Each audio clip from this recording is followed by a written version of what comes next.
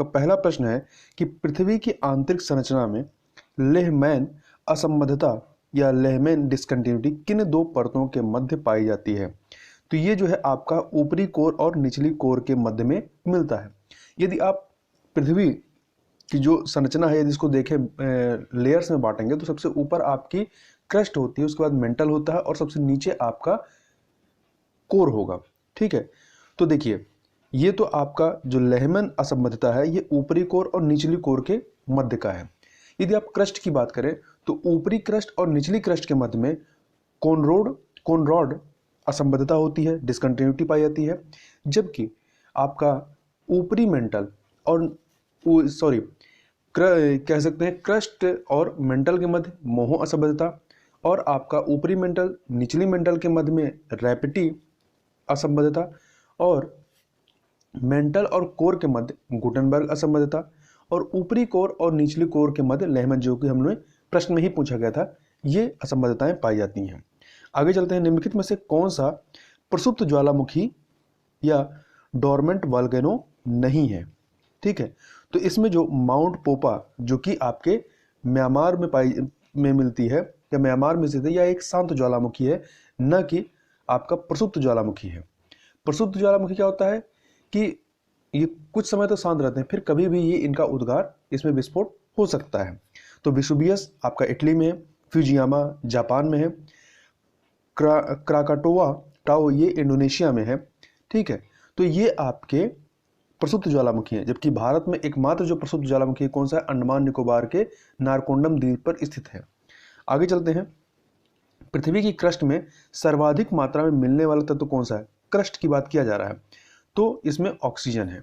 ठीक है, तो सर्वाधिक ऑक्सीजन मिलता है, तब तो पूछ रहा है, तो ऑक्सीजन 46.8%, वहीं सिलिकॉन दूसरे नंबर पे आता है, तीसरे पे एल्युमिनियम आता है, चौथे पे आपका लोहा आता है, पांचवें पे कैल्शियम और छठे पे मैग्नीशियम आता है। यदि समस्त पृथ्वी में मिलने वाले प्रमुख तत्वों की बात करेंगे तो सर्वाधिक आपका लोहा मिलेगा।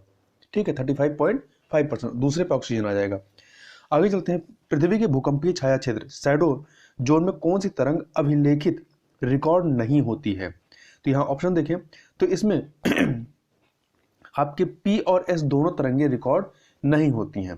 ठीक है, तो जहां पर पृथ्वी पर कुछ ऐसे भी क्षेत्र जहां पर भूकंपीय तरंगें नहीं पहुंचती हैं, ऐसे क्षेत्रों को भूकंप छाया क्षेत्र कहा जाता है। भूकंप अधिकेंद्र या भूकंप जो है अधिकेंद्र से एपिसेंटर से 105 डिग्री से 145 डिग्री के मध्य का जो क्षेत्र होता है ये भूकंप छाया क्षेत्र कहलाता है या स्थित होता है। इन क्षेत्रों में जो भूकंप छाया क्षेत्र में P तथा S दोनों ही तरंगें रिकॉर्ड नहीं की जाती हैं।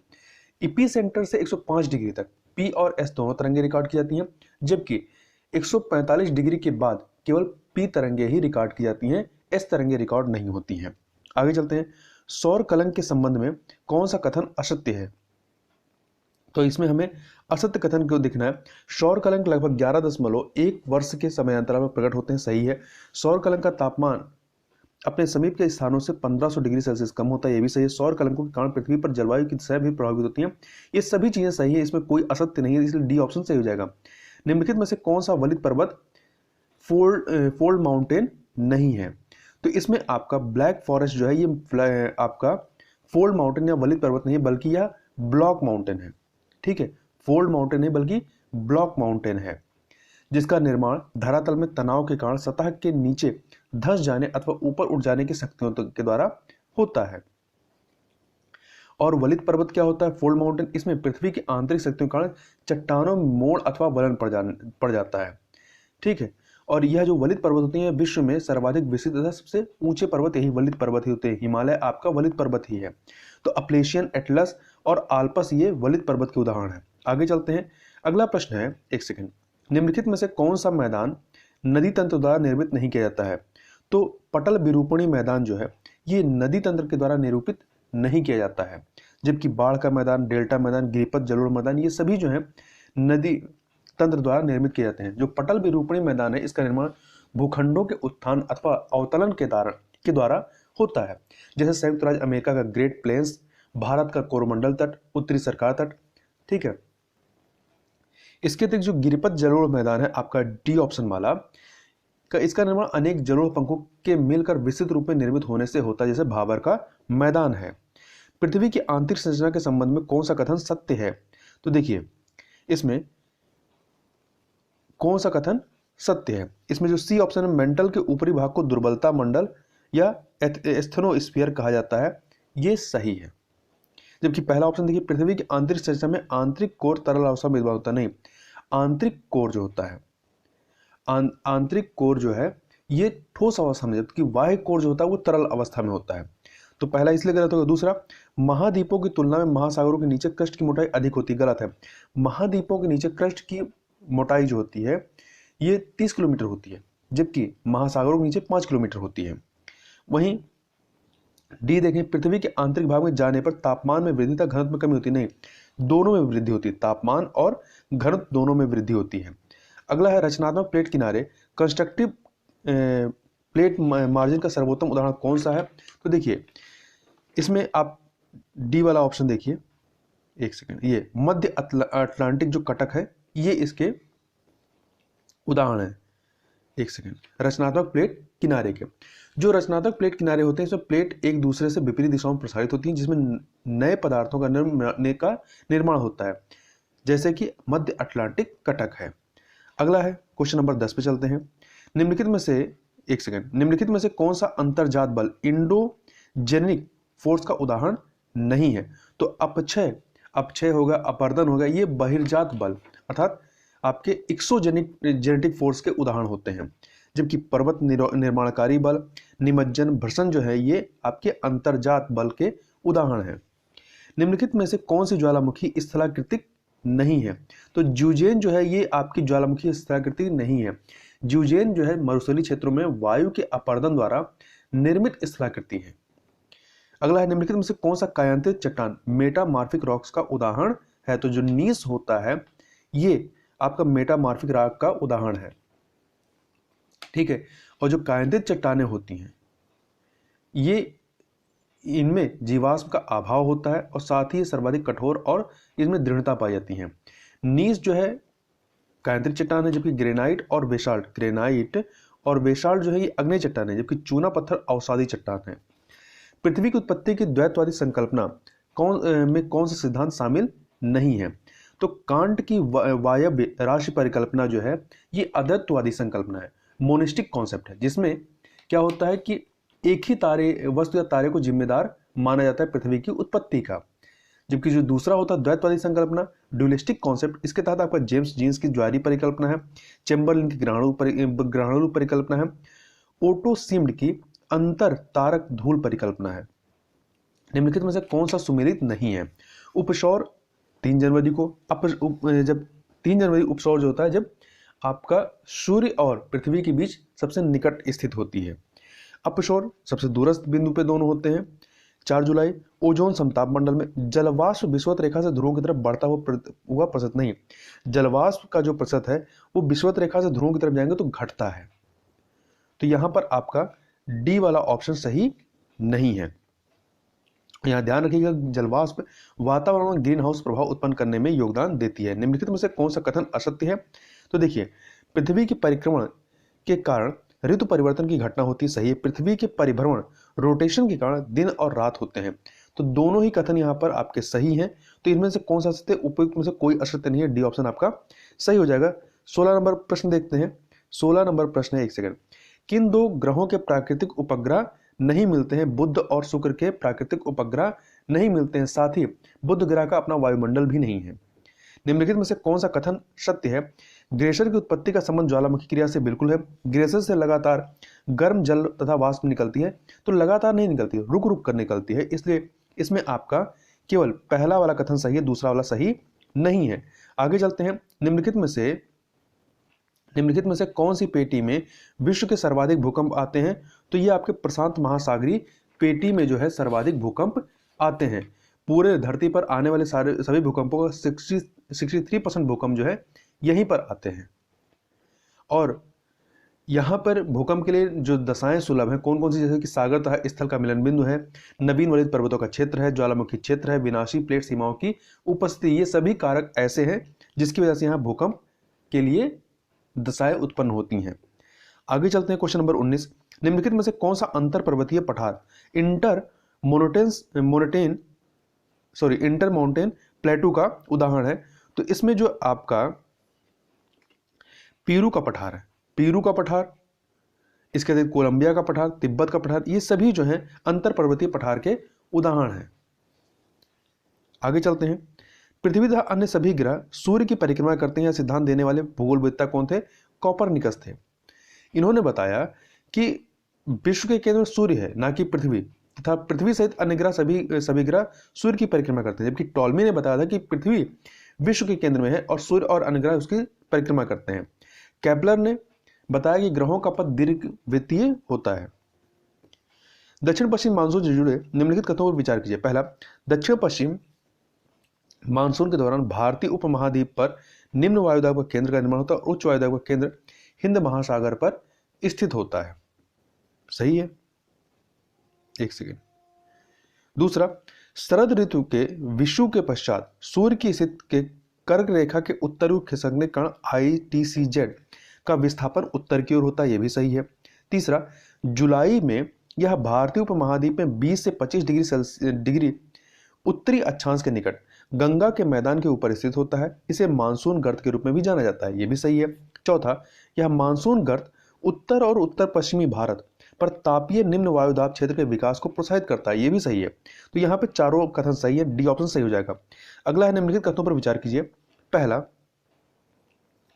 पहला है आपका, वायुदाब पेटी पृथ्वी पर उपस्थित ऐसा क्षेत्र होता है जहां विभिन्न स्थानों पर प्राप्त ऊर्जा के ऋतुवत और स्थानिक परिवर्तन के कारण उत्पन्न उच्च दाब प्रकोष्ठों या निम्न दाब प्रकोष्ठों की प्रबलता पाई जाती है। सही है।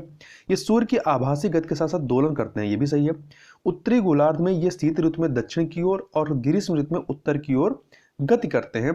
तो यहाँ पे आपके सभी कथन जो हैं वो सत्य हैं, तो डी ऑप्शन आपका सही हो जाएगा। आगे चलते हैं। 23 नंबर क्वेश्चन, निम्नलिखित कथनों पर विचार कीजिए।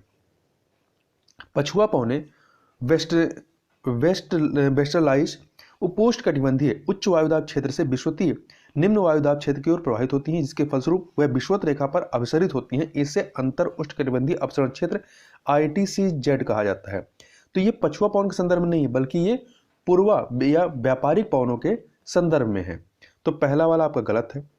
दूसरा, ध्रुवों की ओर जाने वाले पवने कोरोलिसिस बल द्वारा विक्षेपित होकर पश्चिम से पूर्व दिशा में प्रवाहित होते हैं, जिन्हें व्यापारिक पवनों के नाम से जाना जाता है। इन्हें पछुआ पवनों के नाम से जाना जाता है, तो ये भी गलत हो गया आपका। तीसरा, ध्रुवीय अक्षांशों पर उपध्रुवीय निम्न वायुदाब क्षेत्र से ठंडी सघन वायु ध्रुवों की ओर प्रवाहित होती है और ध्रुवीय पूर्वी पवनों के रूप में अवतलित होती है। तो तीसरा वाला कथन आपका सही है, सी ऑप्शन सही हो जाएगा। आगे चलते हैं। महासागरीय जल के तापमान के क्षैतिज वितरण के बारे में निम्नलिखित कथनों पर विचार कीजिए। महासागरों के पृष्ठीय जल का औसत तापमान लगभग 27 डिग्री सेल्सियस है और यह भूमध्य रेखा से ध्रुवों की ओर क्रमशः घटता जाता है, यह भी सही है, यह आपका सही है। अगला देखिए, अक्षांशों में वृद्धि के साथ तापमान में ह्रास की दर सामान्यतः 0.5 डिग्री सेल्सियस प्रति अक्षांश होती है, यह भी सही है। उत्तरी गोलार्ध में स्थित महासागरों में दक्षिणी गोलार्ध की तुलना में अपेक्षाकृत उच्च तापमान दर्ज किया जाता है, यह भी सही है। तीनों कथन यहां पर सही है, डी ऑप्शन। निम्नलिखित में से कौन से कारक महासागरीय जल के तापमान के वितरण को प्रभावित नहीं करते हैं? ठीक है, तो यहां पे प्रभावित नहीं करते की जगह पे यहां पे होना चाहिए कौन से प्रभावित करते हैं, उसी हिसाब से आपका ऑप्शन सही होगा। देखिए, अक्षांश करता है, स्थल और जल का असमान वितरण करता है, महासागरीय धाराएं करती हैं, पवनें करती हैं, परंतु आपकी मृदा की प्रकृति नहीं करेगी। ठीक है, तो 1 2 3 5 ये डी ऑप्शन आपका सही हो जाएगा। आगे चलते हैं, क्वेश्चन नंबर 26 देखते हैं। उष्णकटिबंधीय चक्रवातों के निर्माण के लिए उत्तरदायी निम्नलिखित कारकों पर विचार करना है। तो देखिए, इसमें पहला है विस्तृत समुद्री सतह आर्द्र वायु की आपूर्ति करती है, जो मेघों के निर्माण में सहायक है, बिल्कुल सही है। दूसरा, उष्णकटिबंधीय चक्रवात के निर्माण हेतु 26 से 27 डिग्री सेल्सियस से अधिक तापमान का होना आवश्यक है। उच्च तापमान चक्रवात के लिए आवश्यक ऊष्मा प्रदान करता है, सही है। तीसरा, उष्णकटिबंधीय चक्रवातों के लिए कोरोलिसिस बल की उपस्थिति आवश्यक नहीं होती है, क्योंकि इस वजह से वायु एक केंद्र के चारों ओर प्रवाहित होती है। नहीं, कोरोलिसिस बल की उपस्थिति आवश्यक होती है, इसलिए वाला कथन गलत हो गया। चौथा, केंद्र की ओर आर्द्रता युक्त वायु के प्रवाह को आकर्षित करने के लिए पहले से विद्यमान एक कमजोर या निम्न दाब क्षेत्र अथवा निम्न स्तरीय चक्रवात परिसंचरण आवश्यक है। तो इसमें पहला, दूसरा और चौथा सही है, सी ऑप्शन सही हो जाएगा, तीसरा वाला गलत है। आगे चलते हैं क्वेश्चन नंबर 27 पे। सघनन के लिए एक महत्वपूर्ण आवश्यकता वायु के तापमान में गिरावट है। तापमान में गिरावट की आवश्यकता वायु के आरोहण से पूरी होती है, लेकिन वायु के इस आरोहण से तापमान कैसे गिरता है? इसका उत्तर हो सकता है कि पहला, वायु के नमूने के बाहर ऊष्मा का ह्रास हो जाता है, ये वाला आपका सही नहीं है। दूसरा, वायु के नमूने में गैसों के अणुओं के बीच की दूरी बढ़ जाती है जिससे वे अधिक तेजी से गति नहीं करते हैं, सही है। तीसरा, अधिक ऊंचाई पर वायु के दबाव में कमी के कारण आरोहित वायु खंड में विस्तार होता है। तो दूसरा और तीसरा आपका सही है, बी ऑप्शन आपका सही हो जाएगा। क्वेश्चन नंबर 28 देखते हैं। प्रवाल भित्तियों के ह्रास से जुड़े निम्नलिखित कथनों पर विचार कीजिए। पहला, प्रवाल तापमान के अत्यंत संकीर्ण परास में जीवित रहते हैं, अतः तापमान में मामूली परिवर्तन भी बड़े पैमाने पर ह्रास का कारण बन सकता है, बिल्कुल सही है। दूसरा, अतिमत्स्यन, कृषि भूमि से होने वाला अपवाह और रासायनिक प्रदूषण, नौकायन क्रियाएं आदि प्रवाल भित्तियों के ह्रास के लिए जिम्मेदार है, सही है। यह संभावना भी व्यक्त की गई कि 2030 तक 90% प्रवाल भित्तियां तथा 2050 तक सभी प्रवाल भित्तियां संकटग्रस्त हो सकती हैं। यहां पर सभी कथन जो है आपकी पूरी तरीके से सही है, डी ऑप्शन सही हो जाएगा। क्वेश्चन नंबर 29 चलते हैं। नीचे दो कथन दिए गए हैं जिनमें से एक कथन है तथा दूसरा कारण है। कथन है, विश्व में सर्वाधिक उत्पादक मत्स्य क्षेत्र उच्च अक्षांशों में पाए जाते हैं जहां गर्म और ठंडी जलधाराएं मिलती हैं, बिल्कुल सही है।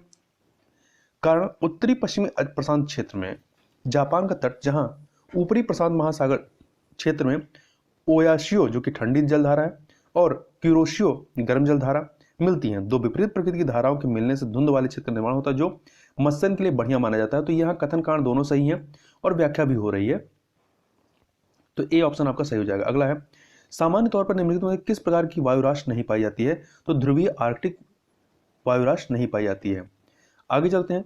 नीचे दो कथन दिए गए। कथन कारण वाला कथन है, ओजोन छिद्र निर्माण के कारण सूर्य से आने वाली पराबैंगनी विकिरण की अत्यधिक मात्रा पृथ्वी की सतह तक पहुंच जाती है, बिल्कुल सही है।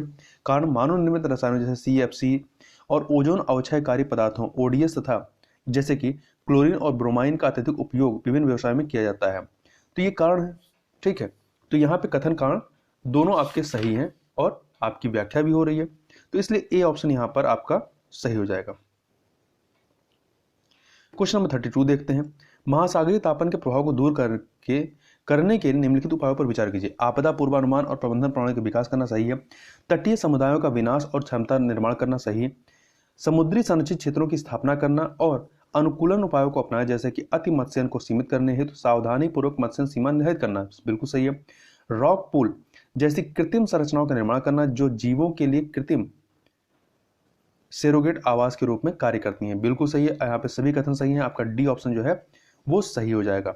आगे चलते हैं। क्वेश्चन नंबर 33, संरद्रता पोरोसिटी इतनी अधिक कि नदियां विलीन हो जाती हैं, निम्नलिखित में किस मैदान की विशेषता है? तो ये जो है आपका भावर की विशेषता है, ठीक है, भावर की। तो देखिए, यह जो भावर वाला क्षेत्र है सिंधु से तीस्ता तक शिवालिक के पाद के साथ विस्तृत है। इसमें सनद्र कंकड़, कंकड़, पत्थर, चट्टानें शामिल हैं। चट्टानों में छिद्रों के कारण नदियां विलीन हो जाती हैं और भूमिगत रूप में प्रवाहित होती हैं। यह क्षेत्र कृषि क्षेत्र के लिए उपयुक्त नहीं होता है। आगे चलते हैं। निम्नलिखित कथनों पर विचार कीजिए। दो कथन दिए गए हैं। मौसम संबंधी सूखा एक ऐसी स्थिति है जब विभिन्न भंडारों और जलाशयों में जल की उपलब्धता वर्षा की भरपाई की क्षमता से नीचे गिर जाती है।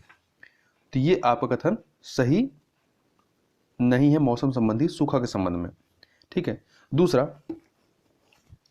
कृषि संबंधी सूखा उन परिस्थितियों को संदर्भित करता है जब मिट्टी में नमी अपर्याप्त होती है और इसके परिणामस्वरूप फसल की वृद्धि और उत्पादन में कमी होती है। दूसरा वाला कथन सही है, पहला गलत है। देखिए, मौसम संबंधी सूखा एक ऐसी स्थिति होती है जब समय और स्थान के सापेक्ष जल के असमान वितरण के साथ साथ लंबी अवधि तक अपर्याप्त वर्षा होती है।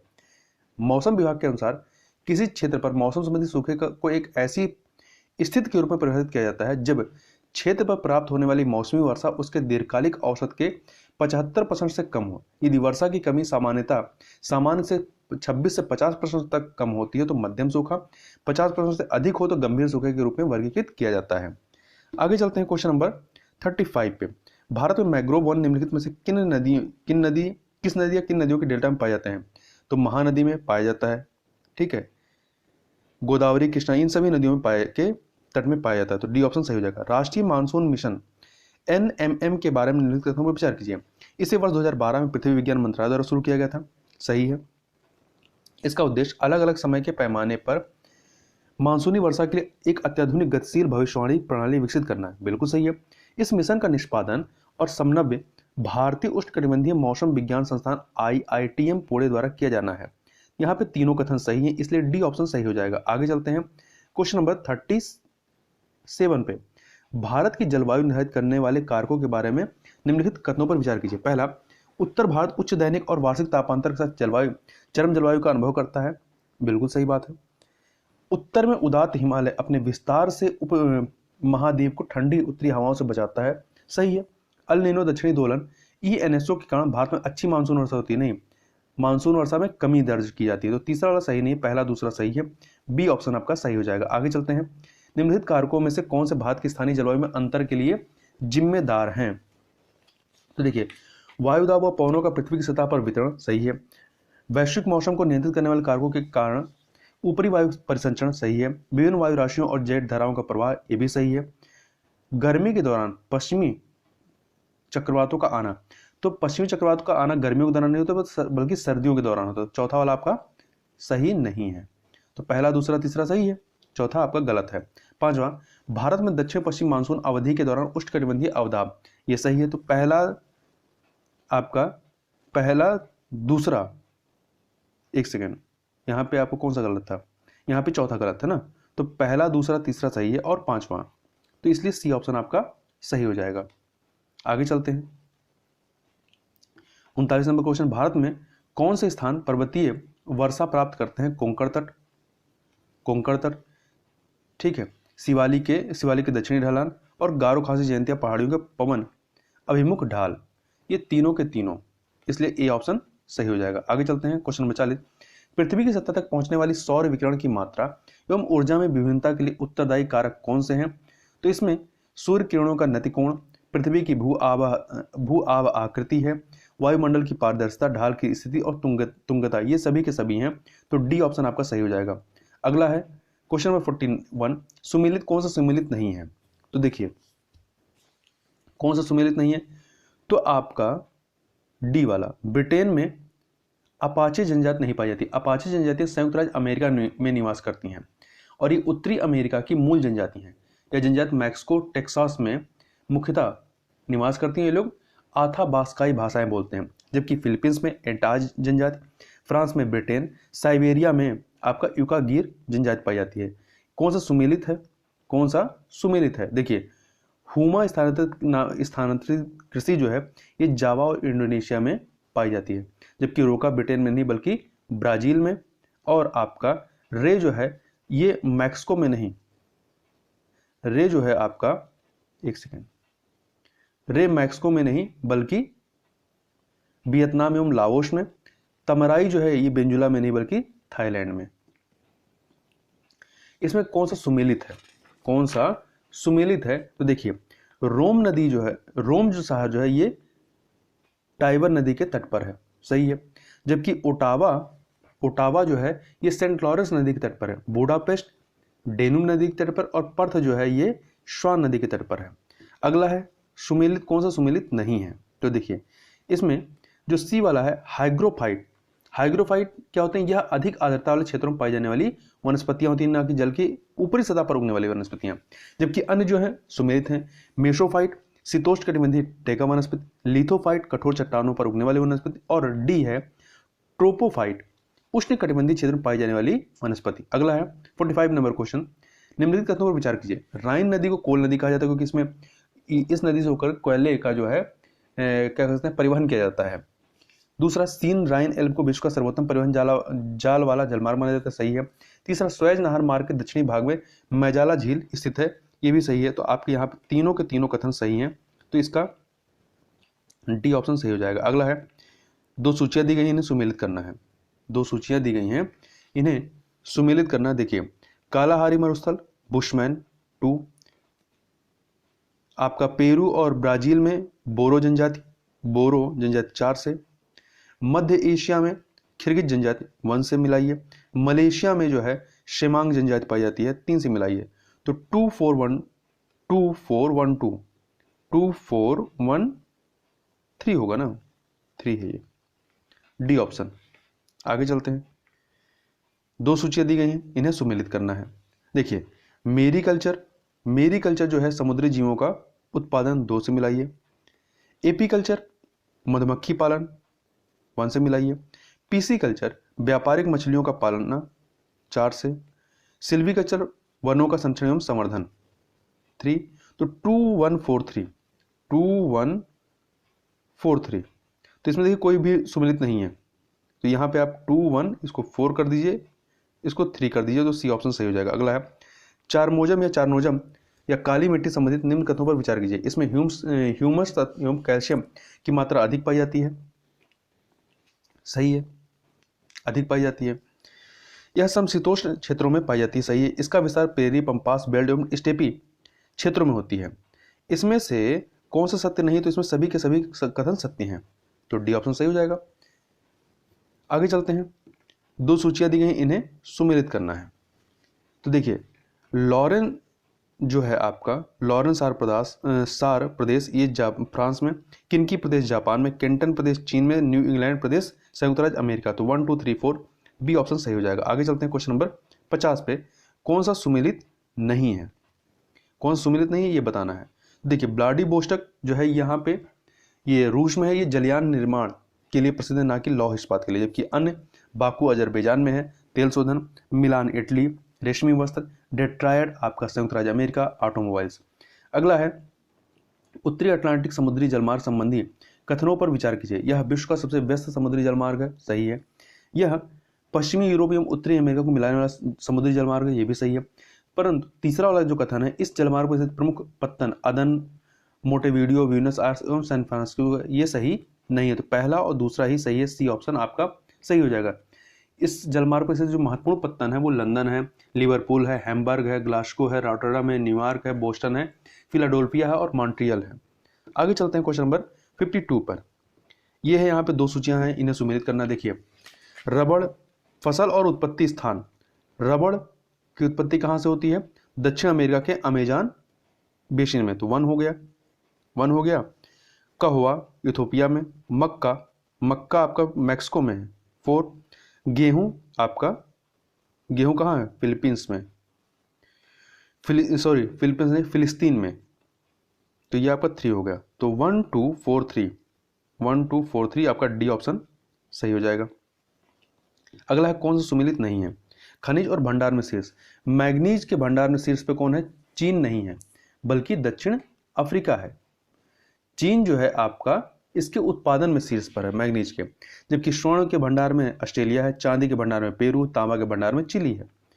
उष्णकटिबंधीय सदाबहार वनस्पति के बारे में निम्न कथनों पर विचार कीजिए। यह वनस्पति 250 सेंटीमीटर से अधिक वार्षिक वर्षा वाले क्षेत्रों में पाई जाती है, बिल्कुल सही है।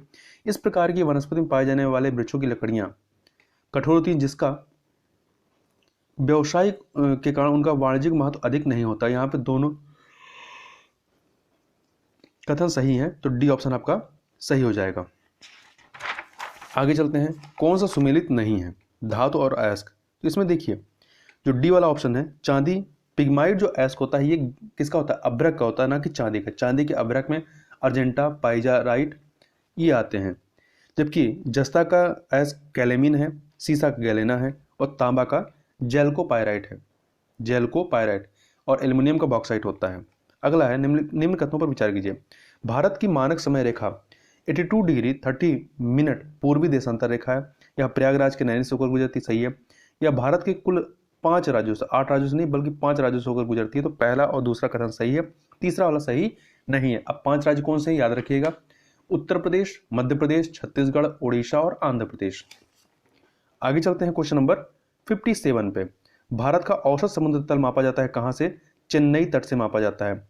अगला है सर्वाधिक लंबी तट रेखा वाले भारतीय राज्यों के संदर्भ में निम्न से उचित क्रम कौन सा है, तो इसमें आपका गुजरात, आंध्र प्रदेश, तमिलनाडु है। कुल 9 राज्य जो है तटीय रेखा वाले राज्य हैं। ठीक है, आगे चलते हैं। निम्न कथनों पर विचार कीजिए। मैकमोहन रेखा भारत और पाकिस्तान की सीमा निर्धारित करती नहीं, भारत और चीन की सीमा निर्धारित करती है, तो पहला वाला गलत हो गया। दूसरा, डूरन रेखा भारत और पाकिस्तान अफगानिस्तान की सीमा निर्धारित करती है, सही है। भारत और पाकिस्तान के बीच रेटिकल रेखा इसका सीमा निर्धारण करती है। तीसरा, पड़ोसी देशों में भारत की सर्वाधिक सीमा बांग्लादेश से लगती है, तो दूसरा और तीसरा कथन आपका सही हो गया। आगे चलते हैं, क्वेश्चन नंबर 60। क्वेश्चन नंबर 60 है, 10 डिग्री चैनल अलग करता है किसको? छोटा अंडमान और कार निकोबार को, जबकि लक्षद्वीप और मिनिकॉय को जो है 9 डिग्री चैनल अलग करता है। कोको द्वीप उत्तरी अंडमान को कोको स्टेट और लक्षद्वीप मालाबार तट को जो है लक्षद्वीप सागर अलग करता है। अगला है, आरावली पर्वत के संबंध में निम्न कथनों पर विचार कीजिए।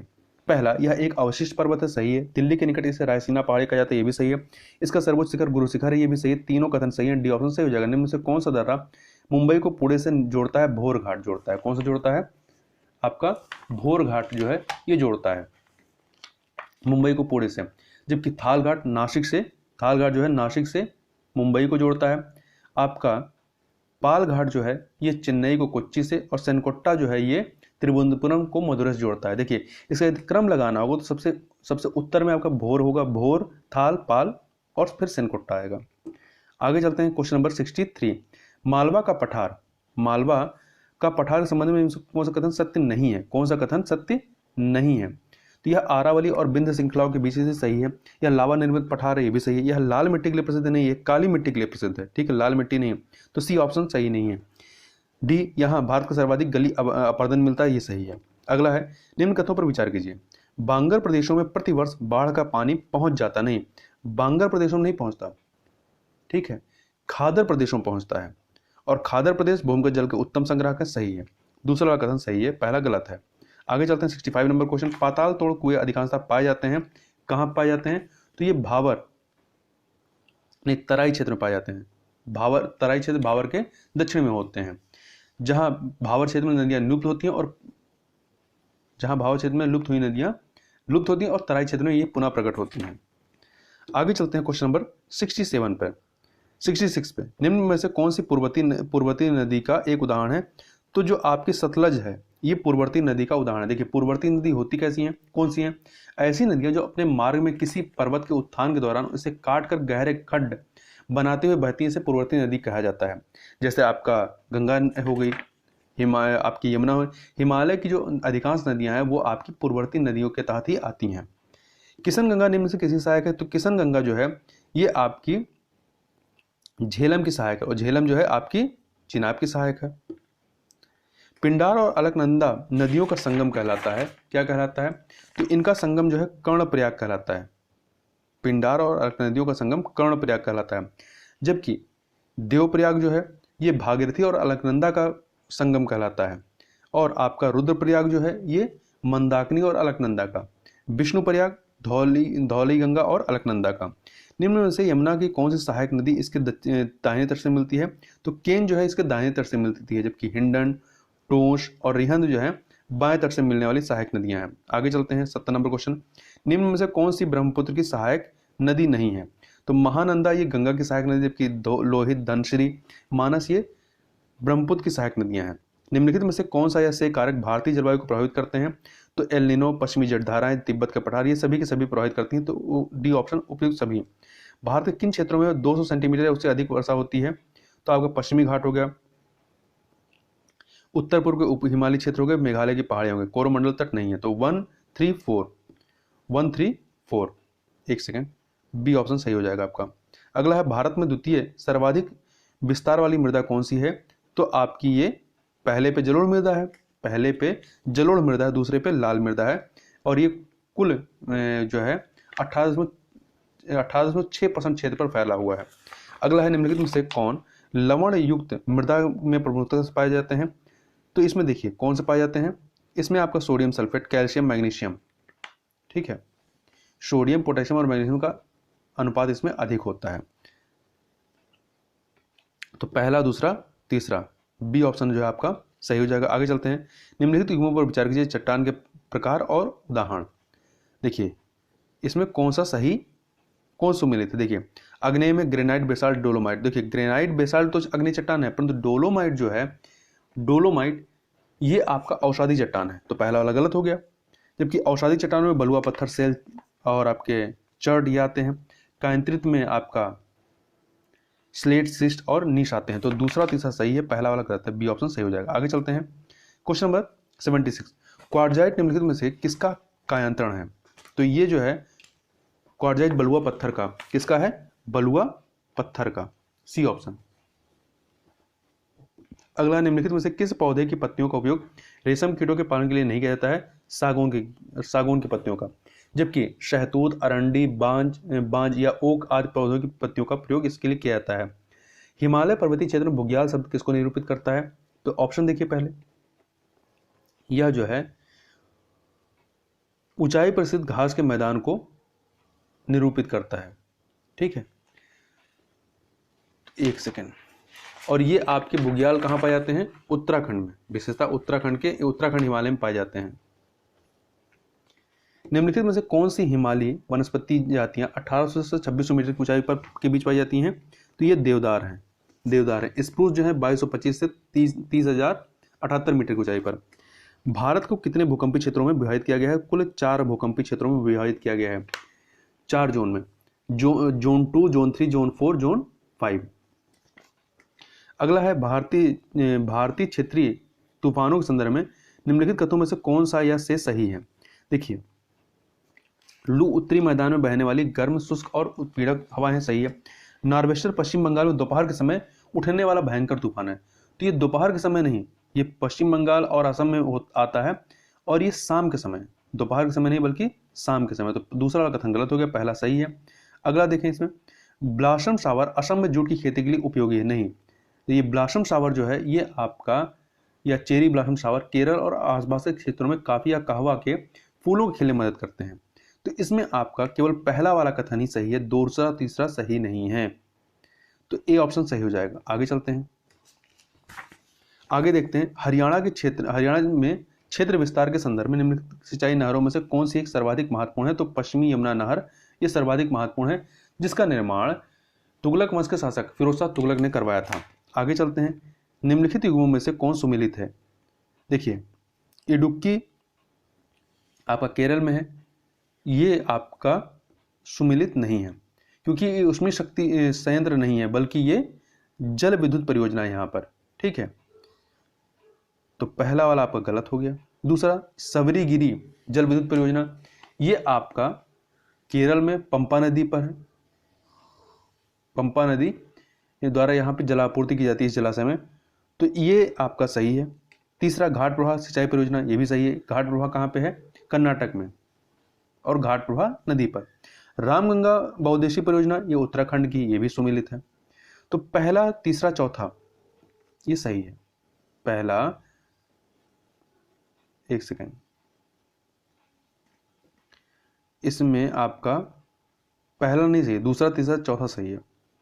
पहला वाला गलत था क्योंकि वो यहाँ पे देखिए ये उसमें शक्ति संयंत्र लिखा है, जबकि ये जल विद्युत परियोजना यहाँ पे है। आगे देखते हैं 84 नंबर क्वेश्चन, इनमें से कौन सा गलत सुमेलित है? कौन सा गलत सुमेलित है? तो देखिए बी ऑप्शन देखिए, नागार्जुन सागर कावेरी नदी पर नहीं है, बल्कि ये नागार्जुन सागर परियोजना आंध्र प्रदेश में कृष्णा नदी पर है, कावेरी पे नहीं कृष्णा नदी पर है।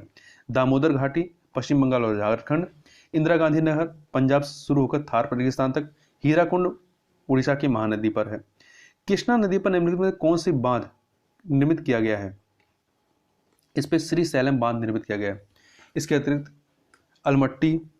अलमट्टी बांध है, नागार्जुन सागर परियोजना है कृष्णा नदी पर, जबकि उकाई बांध जो है ये गुजरात में ताप्ती नदी पर निर्मित है। इसे बल्लभ सागर बांध के नाम से भी जानते हैं। मेंटूर बांध ये आपके तमिलनाडु के सेलम जिले में कावेरी नदी पर निर्मित किया गया है। और कृष्णराज सागर बांध ये भी कर्नाटक में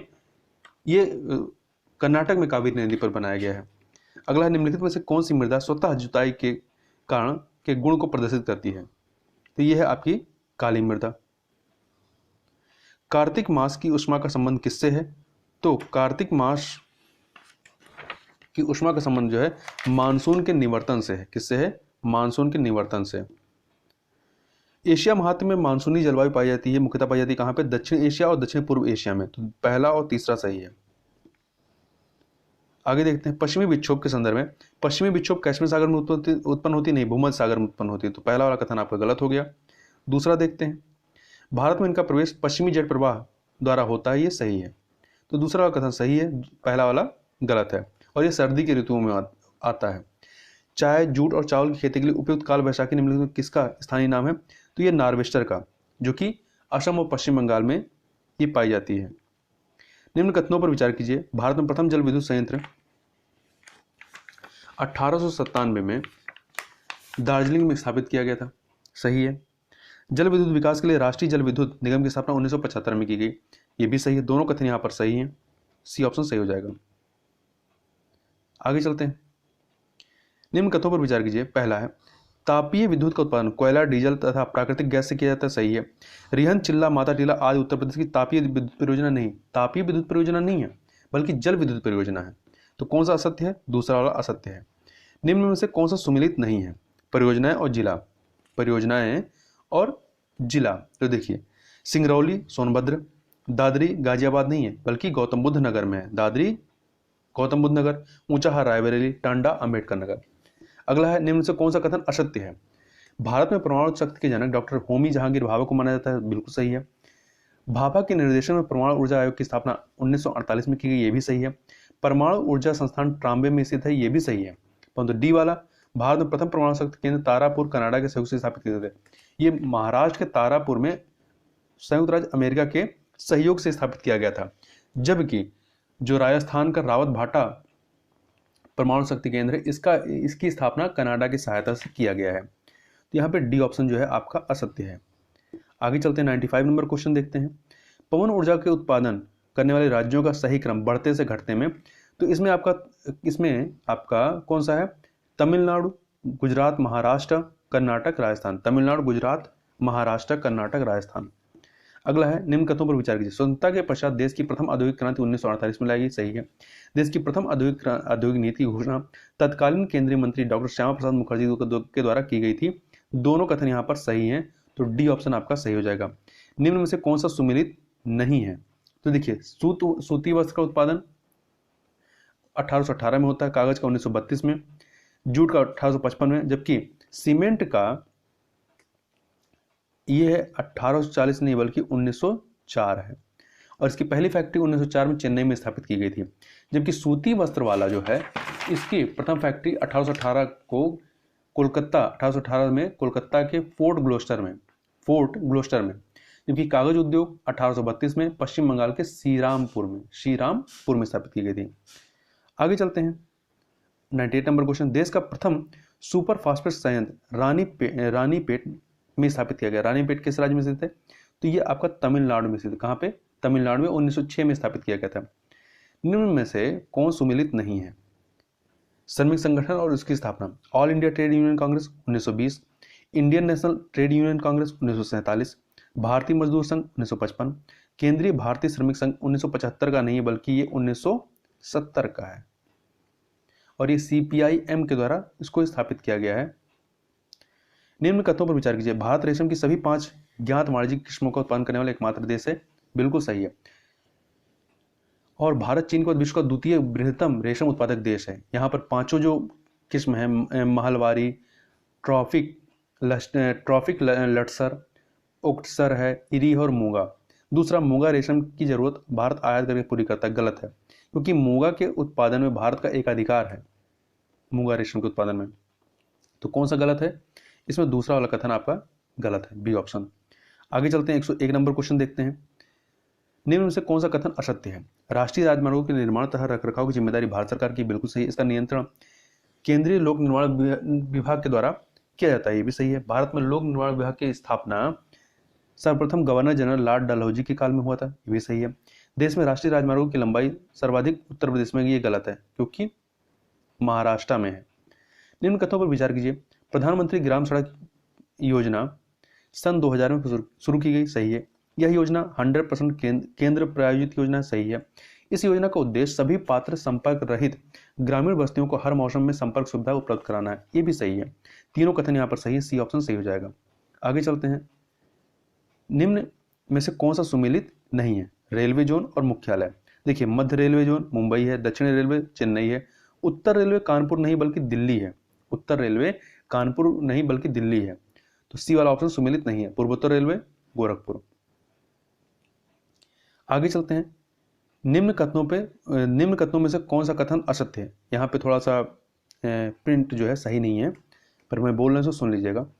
कांडला एक आयात बंदरगाह है जो पेट्रोलियम उर्वरक एवं गंधक आदि का आयात करता, सही है। कांडला एक ज्वारी बंदरगाह जिसे मुक्त व्यापार क्षेत्र घोषित किया गया, ये भी सही है। वो गुजरात में है ये। कांडला एक प्राकृतिक बंदरगाह, भी सही है। कांडला भारत का सबसे बड़ा बंदरगाह, ये सही नहीं है, जबकि मुंबई बंदरगाह सबसे बड़ा है। ठीक है। अगला है, निम्न से कौन सा सुमेलित नहीं है? राष्ट्रीय अंतर्देशीय नौवहन संस्थान पटना में है, सही है। केंद्रीय जल परिवहन निगम जो है ये आपका मुंबई में नहीं बल्कि कोलकाता में है, केंद्रीय जल परिवहन निगम, तो बी वाला सुमेलित नहीं है। राष्ट्रीय जल क्रीड़ा संस्थान गोवा में है।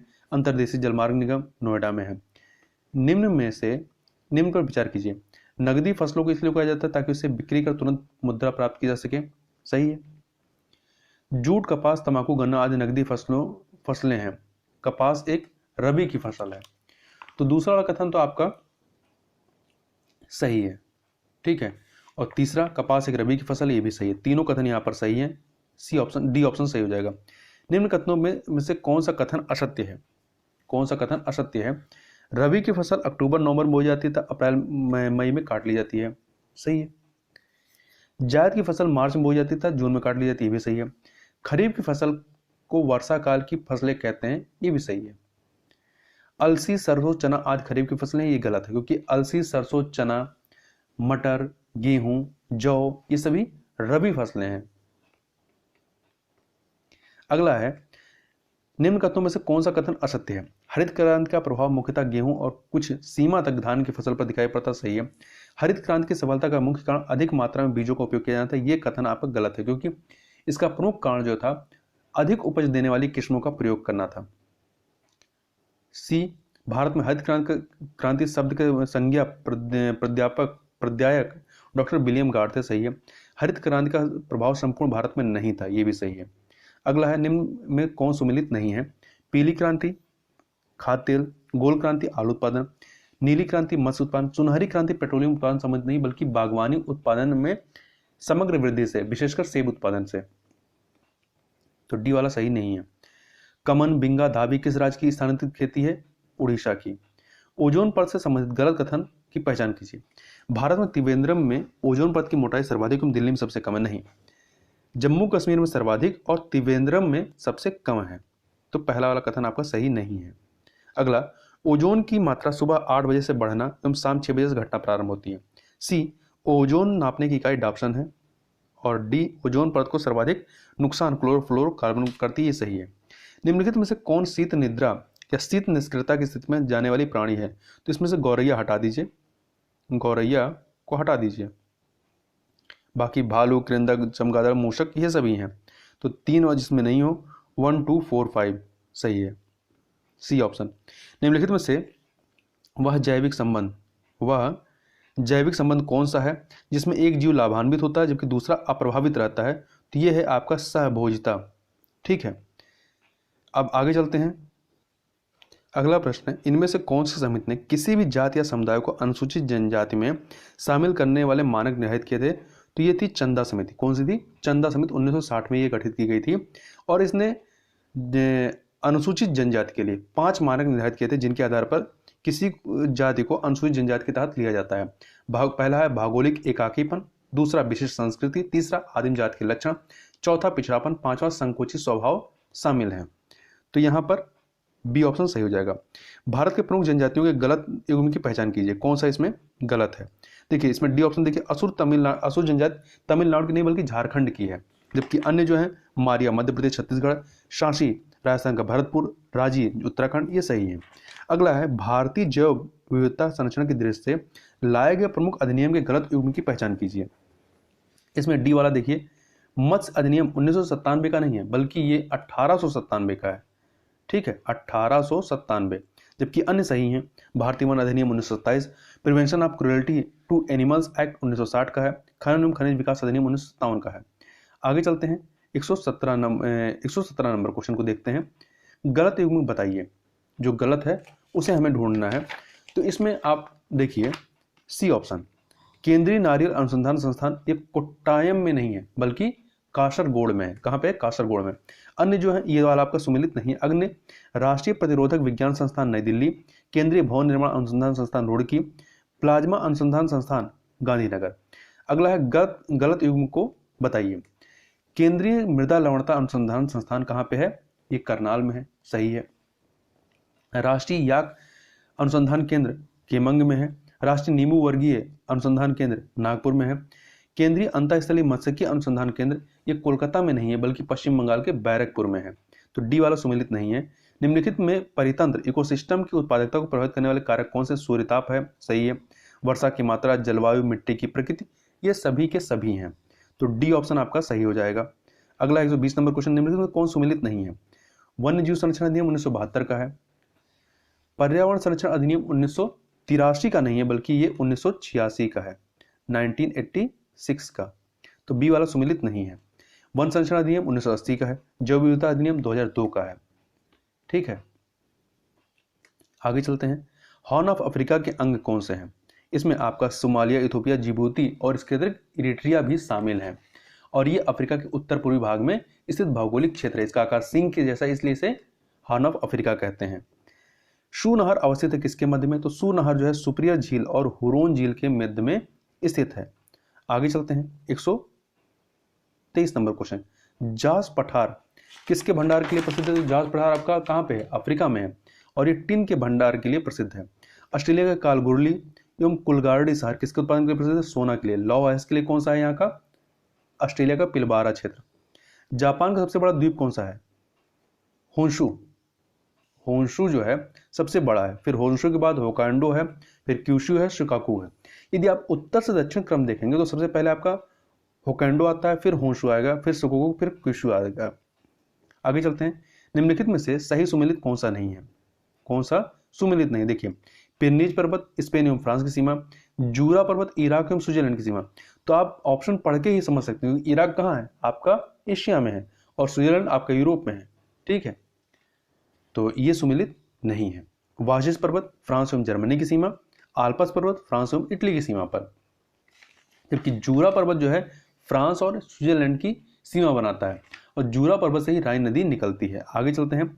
127 नंबर क्वेश्चन, अफ्रीका की झीलों के क्षेत्रफल के अनुसार अवरोही क्रम घटते क्रम में इनको लगाना है। तो देखिए, विक्टोरिया, तंगनिका झील, न्यासा, फिर चाड। सबसे बड़ी विक्टोरिया, फिर उससे छोटी तंगनिका, उससे छोटी न्यासा और उससे सबसे छोटी चाड है। निम्नलिखित में से कौन सी झील उत्तरी अमेरिका की महान झीलों में शामिल नहीं है? तो उत्तरी अमेरिका की महान झीलों में 5 झीलें हैं। ह्यूरोन है, ओंटारियो है, मिशिगन है, ईरी एवं सुपिरियर है। ये सभी मीठे पानी की झीलें, परंतु इसमें ग्रेट बियर झील शामिल नहीं है। निम्नलिखित में से कौन सा सही सुमेलित नहीं है? तो देखिए, कौन सा सही सुमेलित नहीं है ये बताना है। देवबंद ईरान में है। एल्ब्रुस पर्वत चोटी प्रसिद्ध ज्वालामुखी है।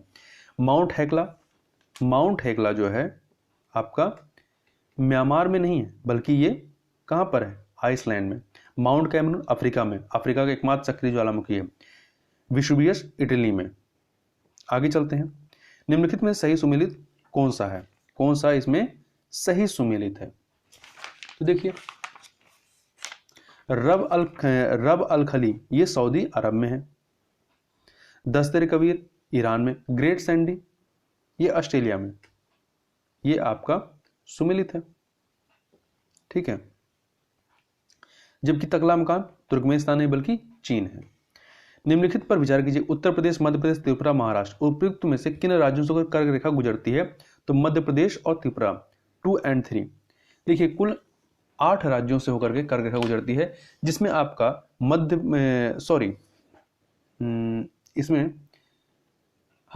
इसमें आपका उत्तर प्रदेश और महाराष्ट्र इसमें इससे होकर नहीं गुजरती है। अब 8 राज्य कौन से हैं? गुजरात है, राजस्थान है, मध्य प्रदेश है, छत्तीसगढ़, झारखंड, पश्चिम बंगाल, त्रिपुरा और मिजोरम। निम्नलिखित में से किस राज्य से भारत की मानक यमुनोत्तर रेखा गुजरती है? तो ये जो आपका उत्तर प्रदेश से गुजरती है। ये कुल 5 राज्यों से गुजरती है। उत्तर प्रदेश, मध्य प्रदेश, छत्तीसगढ़, ओडिशा, आंध्र प्रदेश। निम्नलिखित पर विचार कीजिए। पश्चिम बंगाल, सिक्किम, मणिपुर, नागालैंड। इनमें से उपयुक्त में से किन प्रदेशों की सीमा रेखा भूटान को स्पर्श करती है? तो इसमें देखिए, आपका पश्चिम बंगाल और सिक्किम पहला और दूसरा। ए ऑप्शन सही हो जाएगा। इसके अतिरिक्त आपका पश्चिम बंगाल है, सिक्किम है, अरुणाचल प्रदेश, असम, ये सभी जो है भूटान की सीमा को स्पर्श करती हैं या भूटान से सीमा बनाती हैं। अगला है दक्षिण से उत्तर की ओर दी गई पहाड़ियों का सही अनुक्रम क्या है। तो देखिए आप दक्षिण से चलेंगे तो सबसे दक्षिण में सेवराय पहाड़ियां हैं, सॉरी नहीं, कार्डमम पहाड़ियां, फिर सेवराय पहाड़ी, फिर अन्नामलाई पहाड़ी, जवादी पहाड़ी, नल्लामलाई पहाड़ी। इसके हिसाब से अन्नामलाई पहाड़ी, जवादी और नल्लामलाई पहाड़ी जो है दक्षिण से उत्तर ये क्रम है। आगे चलते हैं 135 नंबर क्वेश्चन। निम्नलिखित में से कौन सी पर्वत चोटी प्रायद्वीपीय भारत के दक्षिणतम स्थित है। तो ये है आपका अन्नाई मुंडी, ठीक है। अन्नाई मुंडी ये जो है आपका कहाँ स्थित है, केरल राज्य में स्थित है। क्वेश्चन नंबर 136 देखते हैं। निम्नलिखित में से भारत के कौन से राज्य अंतर्राष्ट्रीय सीमा के साथ समुद्री सीमा को स्पर्श करती हैं। तो ये आपका कौन सा है, गुजरात है और पश्चिम बंगाल। तो दूसरा और चौथा डी ऑप्शन सही हो जाएगा। अगला है निम्नलिखित में से कौन से भारतीय राज्य चीन की सीमा को स्पर्श करते हैं। चीन की सीमा को देखिए, अब जब से जम्मू कश्मीर और लद्दाख केंद्र शासित प्रदेश बना दिए गए अलग अलग, तो इसमें जम्मू कश्मीर स्पर्श नहीं करता, बल्कि सिक्किम, हिमाचल प्रदेश, उत्तराखंड ये सभी स्पर्श करते हैं। तो दूसरा, तीसरा, चौथा सी ऑप्शन सही होना चाहिए, यहाँ पे होगा सी ऑप्शन सही होगा। अगला है कर्क रेखा इनमें से किस देश से होकर नहीं निकलती है। तो पाकिस्तान से होकर कर्क रेखा नहीं गुजरती है। बांग्लादेश की सीमा से लगे भारत के राज्य कौन से हैं। तो इससे होकर के मेघालय, इससे जो सीमा साझा करते हैं मेघालय, असम, पश्चिम बंगाल, त्रिपुरा, सी ऑप्शन। भारत का सुदूरस्थ दक्षिणतम बिंदु कौन सा है। तो ये इंदिरा पॉइंट पर है। कहाँ पे है, इंदिरा पॉइंट पर। ये कहाँ पे, ग्रेट निकोबार में स्थित है। तो इस प्रकार से 140 प्रश्नों को हम लोगों ने यहाँ पर देखा। तो इस वीडियो में बस इतना ही, मिलते हैं नेक्स्ट वीडियो में, तब तक के लिए बहुत बहुत धन्यवाद।